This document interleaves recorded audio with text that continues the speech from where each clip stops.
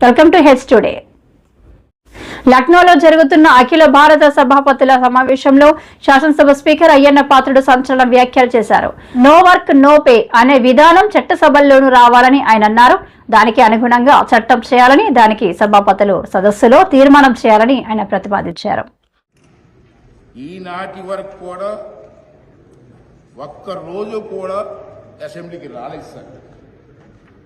దీన్ని మీరు గమనించవలసిన అవసరం ఉందని చెప్పి మన సందర్భం మనం చేస్తాను.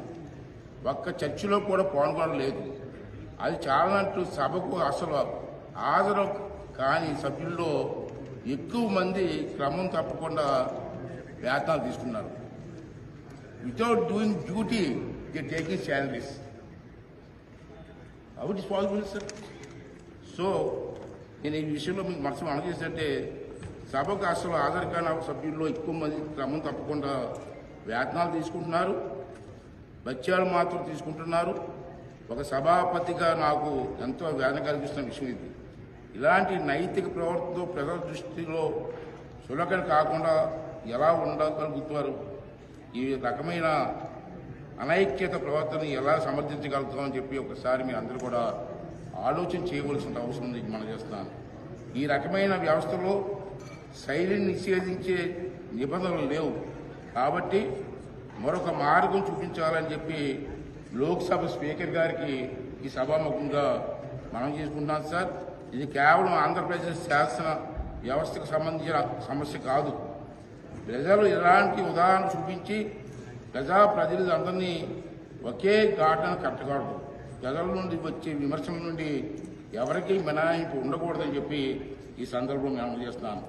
ఈ విషయంలో సార్ నా వైపు నుంచి 2 సూచనలు చేయదలుచుకున్నాను. ఒకటి, సభకు హాజరు కానిటువంటి వారిని నో వర్క్ నో పే, ఇది ఒక ఫస్ట్ టైం నేను మన చేసి నమ్మకం సార్. అసెంబ్లీకి రాని వారికి,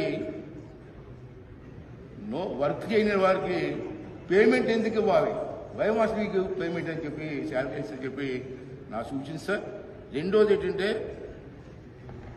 ఉద్యోగులు నిధులు రాత కాకపోతే, ఎంప్లాయీస్ ఉద్యోగాలకు రాకపోతే మనం ఏం చేస్తున్నాం సార్? వారి వేతనాల్లో కోత వేస్తున్నాం. ప్రజాప్రతినిధుల జీతాల వచ్చాలకు కోత విధించాలి. 2, అప్పటికీ గుణపాఠం నేర్చుకోకపోతే ప్రజాప్రతినిధుల కోసం మరో 1 minute మరో అడుగు ముందుకు వేయాలి. వాటిని మళ్ళీ ప్రజా కోర్టులో నిలబెట్టడం తప్ప మరో మార్గం లేదు. అందుకు అవసరమైతే రాజ్యాంగాన్ని, ప్రజా ప్రాతినిధ్య చట్టాన్ని సవరించి అయినా సరే ప్రజలకు తాము ఎన్నుకునే ప్రతినిధులు వెనక్కి పిలిపించి హక్కు కల్పించాలి. అంటే ఈ రైట్ టు రీకాల్ అన్న చట్టాన్ని తీసుకొస్తే తప్పించి ఇది సక్రమంగా జరగదని చెప్పి నా తాలూకు భావన చెప్పి సందర్భంలో మీ అందరికీ మనం చేస్తూ, మరి ఈరోజు ఈ కార్యక్రమంలో నాకు అవకాశం కల్పించి మీ అందరికీ కూడా ధన్యవాదాలు తెలుపుకునేటువంటి అవకాశం కల్పించినటువంటి పెద్దలందరికీ కూడా మరొకసారి నా ధన్యవాదాలు తెలుపుకుంటూ, సభలో ఉన్నటువంటి పెద్దలందరికీ కూడా నా నమస్కారాలు తెలియజేస్తూ సెలవు తీసుకున్నాను. Thank you.